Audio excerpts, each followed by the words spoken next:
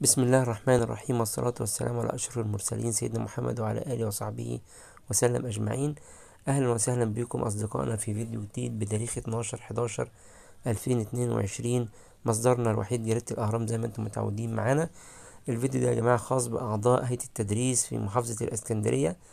الإعلان بيقول: وزارة التعليم العالي، المعهد العالي للسياحة والفنادق والحاسب الآلي في منطقة السيوف في محافظة الإسكندرية بيعلن المعهد عن حاجته إلى: أولا، أعضاء هيئة التدريس من الحاصلين على الدكتوراه وفقا لأحكام القانون رقم 49 لسنة 1972 في تخصصات علوم الحاسب ونظم المعلومات والاقتصاد والقانون.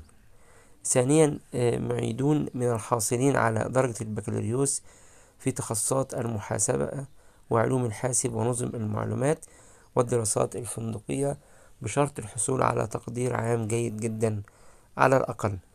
ترسل صور المستندات كاملة إلى مقر المعهد 2 شارع عادل مصطفى شوقي، السيوف، أمام مكتب بريد السيوف، في موعد غايته أسبوعين من تاريخه.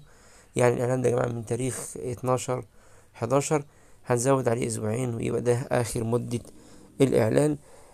في النهاية بنتمنى لكم التوفيق للجميع إن شاء الله، وانتظرونا في إعلانات تانية كتيرة. شكرا لكم، والسلام عليكم ورحمة الله وبركاته.